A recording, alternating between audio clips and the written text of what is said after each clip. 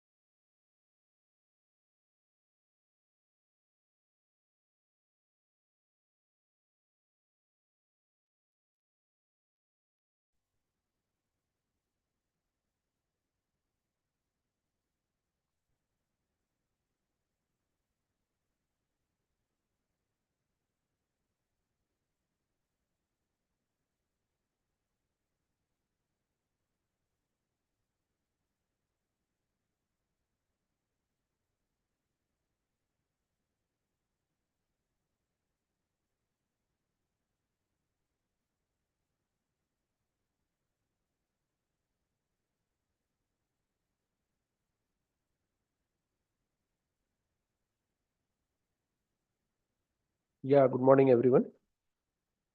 So, uh, the key thing is the election result, which is in the process.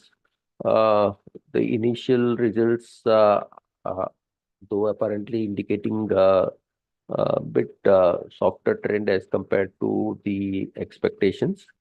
The NDA expectations of around 390, 380, or uh, 400 seems short, but this may not be considered as very much correct, as initially the postal ballot is counting is going on.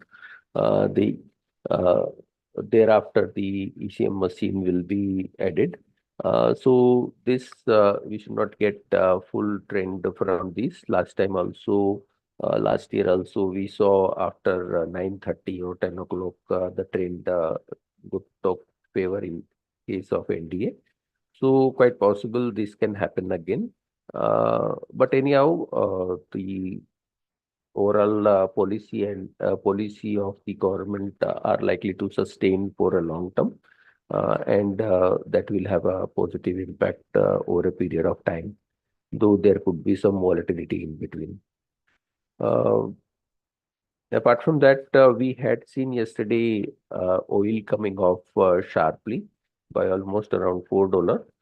That was on account of OPEC Plus is giving indication that there were an official oil cut, and then there were some voluntary oil production cut.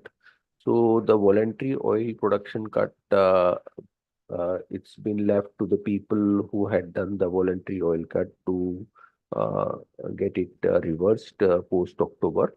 So that has bring down the oil by almost around $4. and that will act a bit positive for India. We are to lot more depend on import of this oil. Apart from this, this can have a positive impact on the OMC also, oil marketing company, which were in limelight yesterday also. Then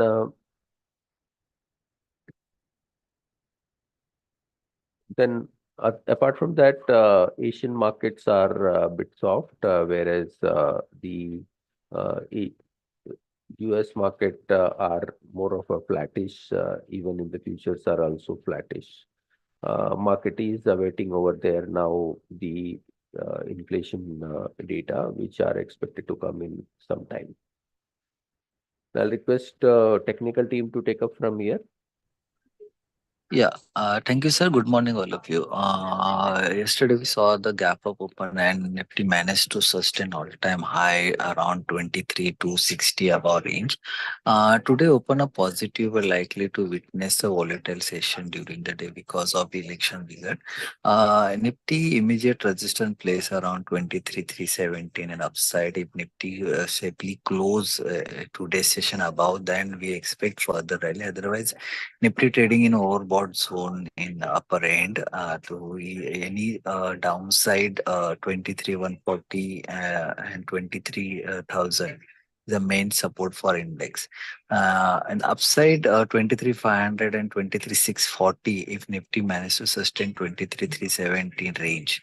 Bank Nifty also trading an upper range and next immediate resistance place around 51,740 and if Bank Nifty sustain these level, then we expect further rally towards 52,000 and above level 52 to 400.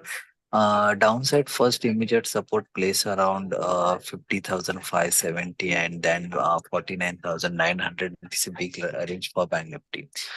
Fin Nifty first immediate resistance place around 2340 and then 23,260 and first immediate support place around 22,620 then 22,380 at downside.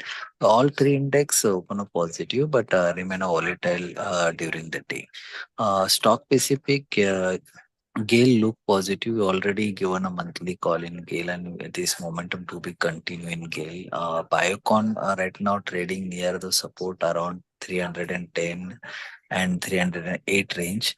If Biocon again trade above 314, then we expect 320 and 331 in upside.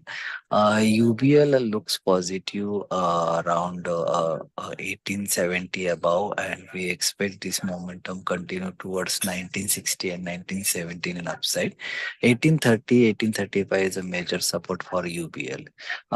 So that's it for technical derivative carry. Yeah, thank you. See, on the derivative front, looking at the overall data, the data is a little mixed now with this rise yesterday. We have not seen the PCR catch up in most of the strikes. And that does seem that, for today, the market might remain volatile during the day or on either direction, with 23,000 now becoming support area and 23,500 becoming a resistance area. If 23,500 is broken above, we can see further rally up to 24,000 levels probably in the intraday levels. But if 23,000 is broken below, some more selling can come in. So we are expecting a huge range for today.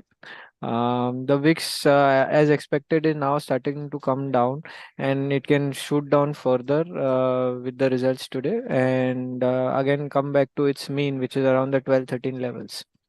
So all in all, keep strict stop losses and trade accordingly. From the stock specific front at this point of time, most of the stocks were up yesterday, but we expect OMCs to do well. HPCL, BPCL, IOC witnessed price volume breakout along with open interest rise, which does indicate some further buying can happen in these stocks going forward. So look out for the same. Yeah, so that's it from my side. Like to ask the fundamental team to take over, please. Good morning. Mahindra Financial has come out with its monthly update for the month of May. Overall, the update seems to be neutral. Disbursement growth was at 7% on year-on-year basis. And if you look at it, if we combine April and May of current year versus last year, then that growth was around 6%. So kind of muted, but total loan book growth was at 23% year-on-year. So that has been maintained. Collection efficiency also is stable at 96%, same as last year. And stage 3 and stage 2 assets have been below 10% mark, where compared to 8.4% in the March quarter. And last year, June, it was about 10% mark. So on YOY basis, again, it's a decent performance. Also, last week, the institutional team hosted the Shriram Finance management, and they have come out with a note wherein the company has maintained that they will be growing the loan book at 15% in the current year, and growth will be tepid in first half and accelerate in second half, mainly because of election and monsoon. Company expects ROA to be to expand by around 10 to 15 basis points in the current year. And one of the potential re-rating catalyst for the stock will be a rating upgrade. If that happens, then that will also aid ROA expansion and help in re-rating of the stock.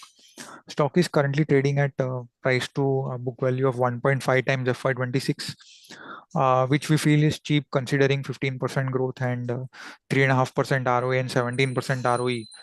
So we think there is potential for the stock to re-rate up to 2 times price to book. Thank you. Good morning. Adani Ports and SEZ has signed a 30-year pact with Tanzania Ports Authority for container terminals. In addition, Adani Ports, along with its JV entity, that is East Africa Gateway Limited, is acquiring a 95% stake in Tanzania International Container Terminal Services for an estimated amount of $39.5 million. So this is positive for Adani Ports. That's it from me. Thank you.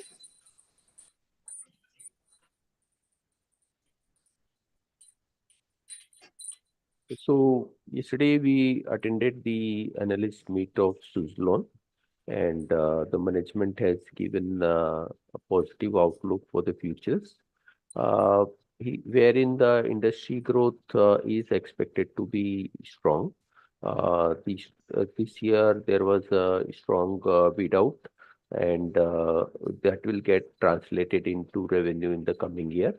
Apart from that, the government has fixed a target of around 72 gigawatt by 2028 from current 46 gigawatt. So that implies almost around 10 gigawatt addition every year. Suzlon is not expecting that much to happen.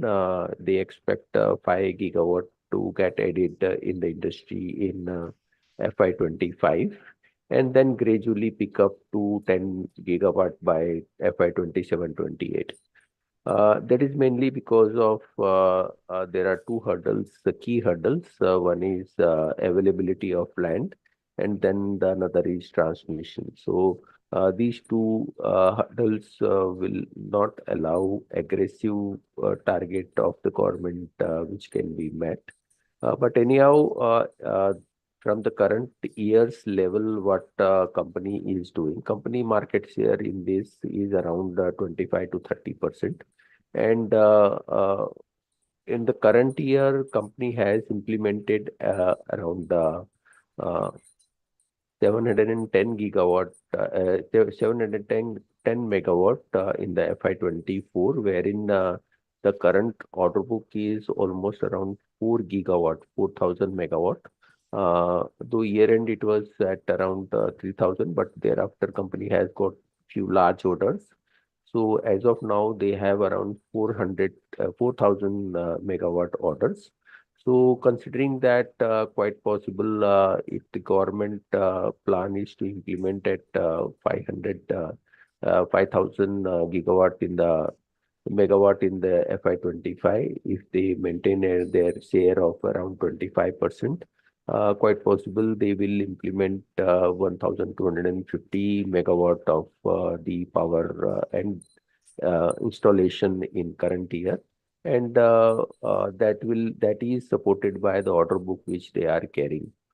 So that will act as growth driver for the next year, and this growth can continue for at least next 2-3 years, as the trend is more towards moving towards renewable energy, and that will continue over a very long period of time. So overall outlook for Suzlon from current level is positive, and can be share can be purchased or hold on for a longer period. Now I'll request commodity team to take up from here. Yes, sir. Thank you very much. Good morning, everyone. Today we are expecting prices in gold to test 72 350 to 550 on the upside. So buying on dips around 72,000, 71,950 is recommended, with a stop loss of 71,750 as a stop loss. And silver also one can initiate buy. Prices are holding on to the support area of 90,000. So as long as it is holding above 90,000, we expect prices to test again 93,000 on the upside. So buying around 91,500 is recommended, with a stop loss of 90,700. And in copper, we are expecting prices to test 888, 890 on upside. So buying around 876, 875 is recommended, with a stop loss of 870. Zinc, we are expecting a pullback till 267. So buying around 263 with a stop loss of 260 is recommended. However, from 267, 268, one can initiate a sell with a stop loss of 271. And in crude oil, we had witnessed a sell-off yesterday after breaching the support area at 63.50. So overall, selling on rise should be the strategy. Selling around 60 to 30 is recommended, with a stop loss of 6,300. And on downside, we can expect 6,000. So sell on rise should be the strategy in crude oil. And natural gas, we are expecting a pullback. So buying around 225 is recommended, with a stop loss of 215. On upside, we are eyeing for 240. So that's it from us. Thank you very much.